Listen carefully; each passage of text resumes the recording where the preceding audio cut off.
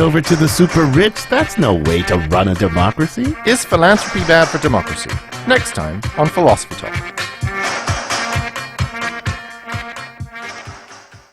Listen to Philosophy Talk today at noon on KSJE 90.9 FM, Farmington. KSJE is supported by the Farmington Civic Center, bringing a wide variety of live entertainment to the Four Corners. Country music, classic rock, and ballet, all on stage this fall. Also, on-stage theatrical performances of The Rocky Horror Show and the holiday classic A Christmas Carol. Find out more online at fmtn.org/shows.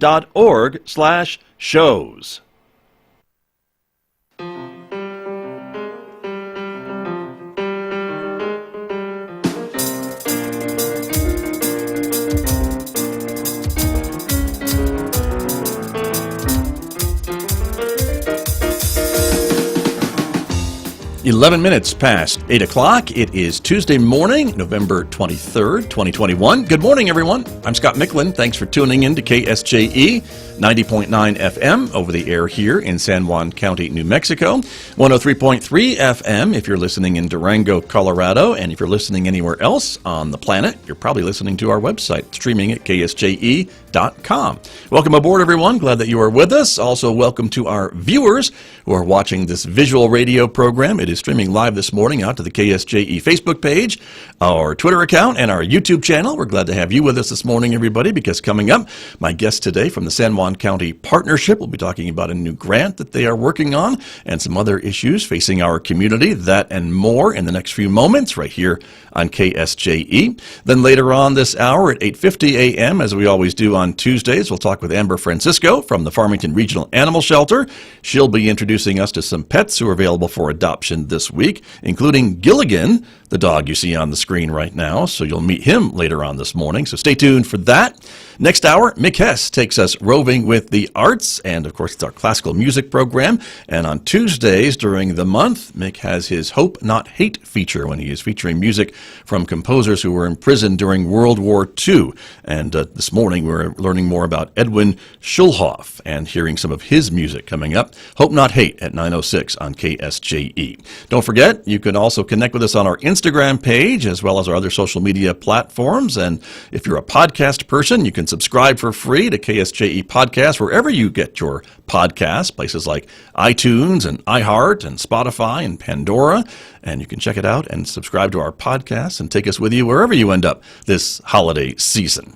Outside our studios here at San Juan College, it is cloudy this morning with 30 degrees. We're expecting a day of clouds and a chance of rain showers developing later on this afternoon. The high today, 52 in Farmington. Maybe another chance of showers overnight with a low of 39 degrees. Tomorrow, more chances for rain and snow. A bit cooler tomorrow with a high of 48 degrees on Wednesday. Clearing up Wednesday night with a low of 21 and then mostly sunny skies on Thanksgiving with a high of 46 on Thursday and an overnight low of 20 and 47 degrees with sunshine on Friday, 49 on Saturday, maybe back into the mid-50s by Sunday and Monday of next week. Well, let me turn to my guests who are here with me this morning. As I mentioned, from the San Juan County Partnership, Executive Director Anna Krutsky is back here in the studio. Good morning. Thank you for coming in this morning. Good morning. It's nice to be here. Good to have you here. Thank you very much. Also joining us here in the studio is one of your program coordinators at the San Juan County Partnership. Dionna Comanche is here. Good morning to you. Good morning. Thanks for being here. Yes, thank you. You're welcome. And let's talk, Anna, starting with you a little bit about this new grant that you are working on and that's been awarded to the partnership. Absolutely. So this grant was awarded to us in December, and we are working with 6 other counties across the state of New Mexico to really focus on how can we possibly reduce overdose deaths due to polysubstance use. And when I say polysubstance use, I'm referring to the use of more than one substance at one time that could potentially put your health at risk of an overdose, Gotcha. such as right. such as using alcohol, Right. And maybe a prescription opioid that has been prescribed to you for pain. Maybe you had a recent surgery and you are used to having several drinks in the evening when you get home from work, and you're continuing to maintain that habit. But that could be dangerous. Using alcohol with prescription medications increases your potential for an overdose because it stresses out your respiratory system. Right. So we have to be really careful. And oftentimes, when you are prescribed medications, your doctor will talk to you, or your prescribing physician, nurse practitioner, or even the pharmacist will talk to you about the risks of using alcohol or other substances, or maybe even combinations of medications. So we have to be really conscious of listening to those instructions, reading directions, and making sure that we're staying safe. Right. And that is a great example, I think, of just how easy it is to maybe get into this potential problem, right, of having an overdose or an accidental overdose and things like that, that you're just, went in for this procedure and I'm just taking my medicine and recovering, and I'm not maybe changing my other habit, as you mentioned, of having that drink after a long day or whatever the case may be, and now all of a sudden you've got a potential deadly problem. Absolutely, yeah. And and so I'm just talking about sort of your average person who may not recognize that they're putting themselves at risk. And we do have also issues with substance use, nationally and within our state and within our community, and it's something we continue to battle. Addiction is a disease, it is an illness. It is something that people don't want to aspire to. It is something that often happens through a variety of issues. So from April of 2019 to April of 2020, we saw an increase of overdose deaths in the United States, surpassing 100,000 in that 12-month period for the first time. And this is from the Center of Disease Control and Prevention. So that's really a huge concern. Sure. And how much of that do we know did the pandemic have a part of? So this is from 2019 to 2020, April 2020. Okay. So we don't actually have all of the data as of yet for how the pandemic has increased numbers. Are you worried about those numbers when you Very see them? much so. Yeah. We do, though, know that, like in the state of New Mexico, from 2019 to 2020, we had 652 overdose deaths. And we do have numbers that have not been substantiated yet, but from 2020 to 2021, again, this would be from April 2020 to April 2021, 893 deaths. So that was a 37% increase. Right. So that's a huge concern. So we know there has been an increase. We know that the stressors of pandemic, losing jobs, not knowing, losing family members, being sick, has increased overdose rates in our community, and so it continues to be a worry. Got you. Interesting. Dionna, let me turn to you a little bit and ask you about your work with this grant, right? And this is what you are administering and working on? Yes.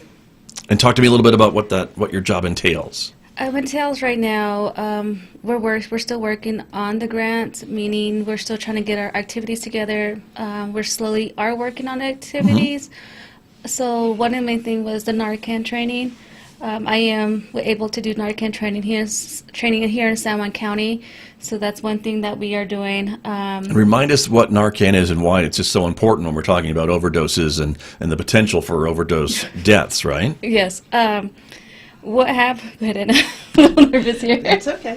So Narcan is a medication that can be given once you are trained to utilize it, and it is often given by a prescriber who is prescribing opioids or by a pharmacist when you pick up your prescription. Gotcha.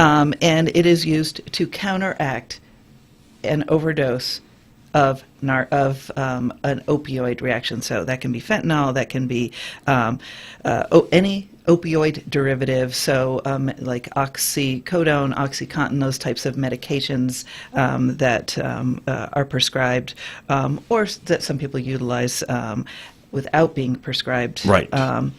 And so, And it can do, pardon me go for ahead. interrupting, but I was going to say, it counteracts that potential overdose. Yes. And if someone's not having an overdose from an opioid, it doesn't cause any it has damage. no harm effects Which at is all. why it's such a great tool Yes, exactly. in whatever it is. Because if I'm a police officer or just somebody coming Yes. up on someone and I'm like, what is going on? Yes. They are obviously in distress.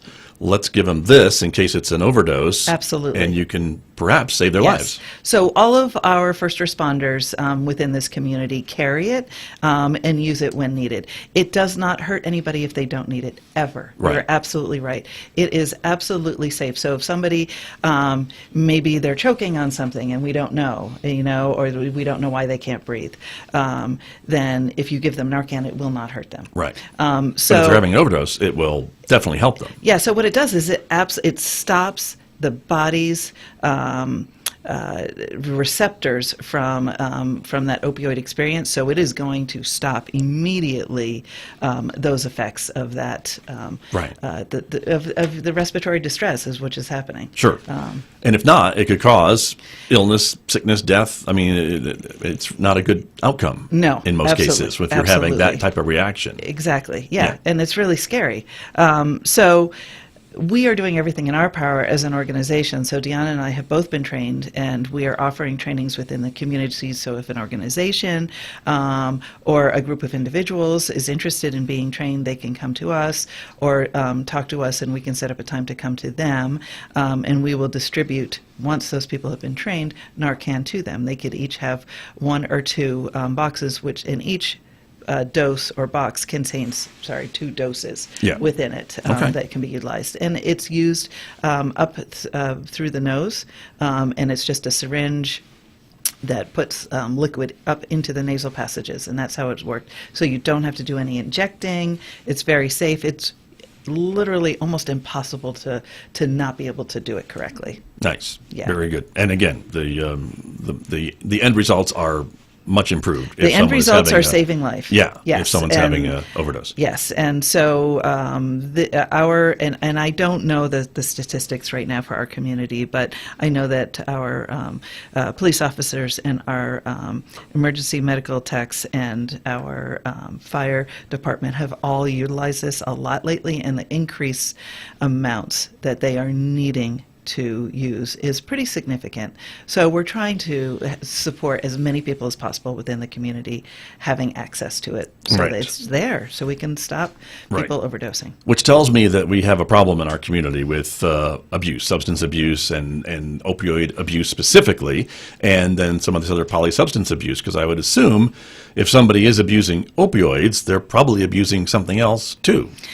Quite possibly. It's not Is unusual that at not? all. I mean, is that a bad statistic or No. stereotype to bring up? No, I don't think it. Well, I mean, when we talk about stereotypes, we do have to be careful Sure. because we don't want to stigmatize people. True. And so, some of the work we are doing is around reducing stigma of people who are dealing with addiction. Like I said, it's something that people don't choose. Sure. Right.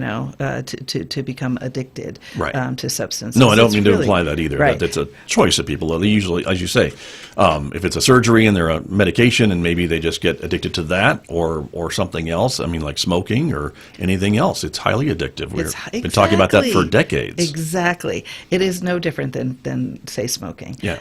And it can be really scary. So we're working on increasing our understanding of harm reduction within the community and trying to work on shifting some of the issues around stigma. Right. And you talked about, or Corinne talked about activities and things like that. So are these things that you want to do with the community to kind of, again, educate the community Yes. more about what we're talking Right. about with this grant?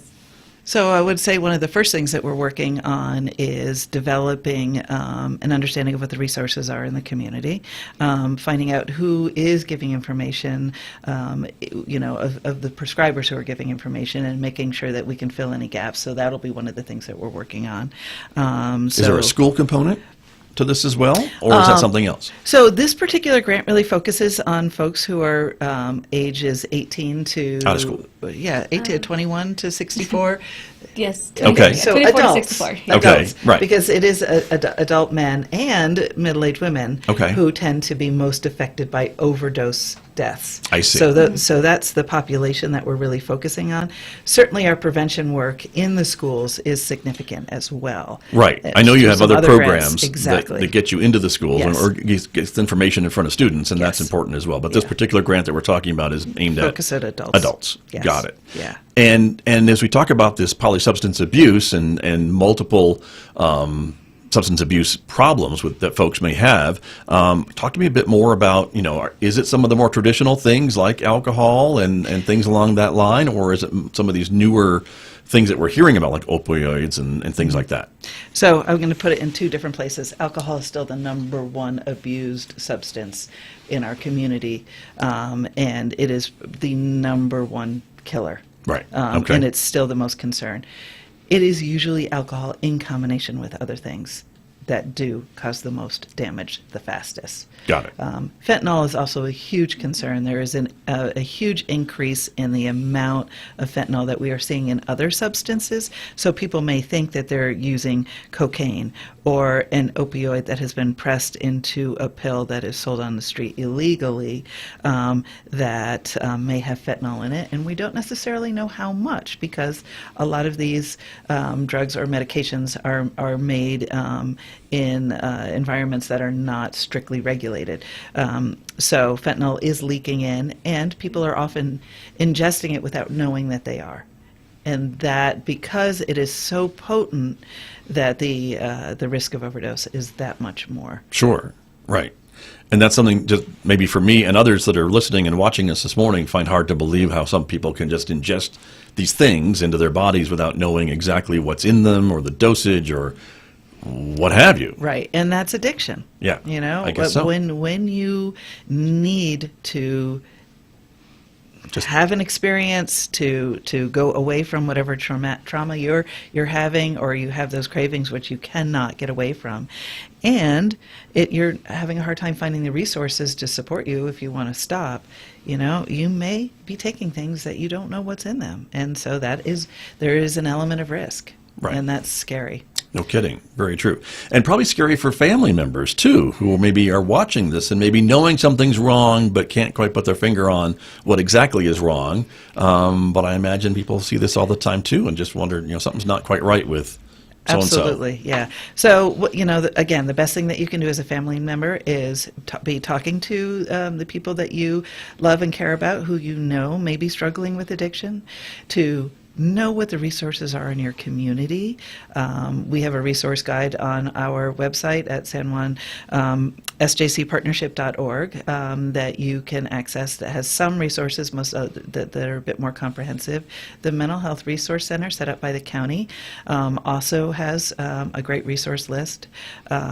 Which is a great addition to the community, Oh my by gosh, the way, it's right? so important, and really Just had a grateful ribbon that cutting they last week, did. I Yeah, believe, 2 weeks or ago, a week I think. ago, Yeah. 2 weeks ago. Yeah. And it's right over by the hospital. If folks are wondering and hadn't heard about it before, it's over there on Maple Right, and across Lake. from the emergency, right across from the emergency room. Right, you can't Yeah. really miss it. But in Exactly. Farmington is where you can go, and Yeah. it's their job to find resources and to provide Absolutely. referrals for folks who come seeking help on a number of different issues. Exactly. And they have peer support workers who work for them who can help you find the resources that you need, and help you make an appointment even with some of those resources, because Right. they are limited. Unfortunately, every community, and this is not just Farmington, but all communities across the state and across the country need more mental health resources to support people who are struggling with addiction. Gotcha. Yeah. And this grant is a year grant, a 5-year This grant? is a 5-year grant, so we're pretty much at the beginning of it. We're Okay. working with the Office of Substance Abuse Prevention through the state of New Mexico, who was awarded this grant to work across the state, again, within 6 counties that have the most episodes of overdose, and Farmington or San Juan County is one of those counties. And that grant comes through the Department of Health at the federal level. So they are supporting us, really piloting a new way to look at addiction, and how do we address this, and how do we save lives? That is always the bottom line, Right. with many of these these grants. Indeed. And education, too, right? Absolutely. So a big part of the activities that Deanna was talking about in terms of education are going to be around reducing stigma through. We've put out some. People may have seen some billboards around town. I think we have 3 right now that talk about checking with your doctor and making sure that you're being safe. Right? Yes. Yeah. Very good. Yeah. Excellent. And so those are all great things, and you've got more plans, I'm sure, as this grant develops over the next 5 years, and we'll probably be hearing more about it, but this is kind of one of the new things that you're working on. Before we run out of time this morning, I did want to talk a bit about the holiday season. Yes. And it is upon us, and here we are, 2 days from Thanksgiving. Yeah. And that can cause some stress with families and things along that line. Any suggestions or helpful hints you may have for folks this holiday season to just deal with all the different things that are going on this year more than others, perhaps? Honestly, it would be, I would say, the family's personal opinion. We could say, this is how. There's some coping skills are just like be patient with one another. Be able to reach out with one another, be honest, be able to continue to use the resources, continue to be supportive, and also be safe at the same time. What are some, just be aware of each other's triggers, just mainly support, support and be as safe as possible. Just looking at the other person's point of view and going from there. Good point, I think. Very good. Because I think we get this a lot, maybe a lot of folks who haven't been able to get together with each other for the past 20 months, and all of a sudden now we're together once again, and there may be issues that come up or things that we remember from the last time we were able to be together that are a little conflicting, perhaps. So that's important. Yes. To be able Patience, to do that. Yeah. Kindness. What? Right? Yeah. No, all these things. Listening. Yes. And tick, tick, right, all these exactly, things. And taking care of ourselves, right? Yeah. We need to have an element of self-care in there. Yes, we may be indulging on pie, and maybe for some of us that is self-care, but be really mindful of the needs of your family. Check in with your elders who may not have been out a bit. Check in with family members you haven't seen from or heard from in a while, and be really aware of, if you're concerned about any behavior changes, if you're concerned that you haven't heard from somebody, maybe you want to go check on folks. Do a welfare check. Bring somebody some cookies. Right. And that's never a bad bad thing. That's exactly. right. No kidding. But check in with your neighbors. Check in with your family. And Right. really support each other. Good point. And one thing that I saw probably on social media or whatever was that everybody doesn't matter your political background, your political leanings, where you live, how much money you have, how much money you don't have. Everybody's been undergoing a lot of different stresses over the last 20 months, and I think we all need to recognize that. Absolutely. That we all have been through this stuff, and some people have dealt with it differently. And so when we're all coming together again, I think that needs to be something that folks keep in mind. Absolutely. This is a time when things are changing so fast. There's still so many unknowns in our world, and there's a lot of stress and a lot of tension, and it is scary. And when we're scared, we tend to be reactive. And so we have to recognize that we're all in this together, that all of these changes that we have been experiencing are not out to get us. We need to really be working together and supporting each other and really find a way to just ground ourselves in sort of, what this time of year is supposed to be about, which is family and connection and sort of tuning in. Right. Very true. And it's in your name, partnership. Yes. See? Absolutely. That's what you all have been doing for even prior to the 20 months. So exactly. we're glad that that continues. Yes. And so just one more example of how you're working with the community with this grant and the other programs that you do. Absolutely. I spend much of my time looking at what partners need to reconnect with each other so that we can be the most effective and the strongest community possible. Very good. Well, I appreciate both of you coming in this morning. Thank you for being here. Happy Thanksgiving to both of you. And Thank to you. you. You're very welcome. Corinne, you want to give a shout out to your sister? Yes, and give a shout out to Cheyenne Marenheimer. She is 20 years old today. Happy birthday to Yes. her, right? Very good. Yes, Happy happy birthday. There you go. Thank you both for coming in this morning. My guests here from the San Juan County Partnership on KSJE.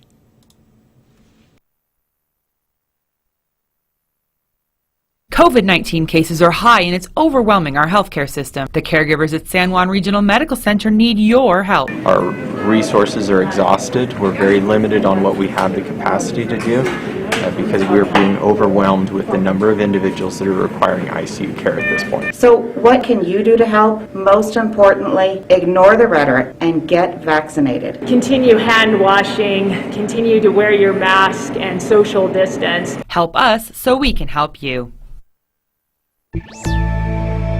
Heading into the holiday shopping season, a story of one business saved by social media. From American Public Media, this is Marketplace Tech. I'm Kimberly Adams.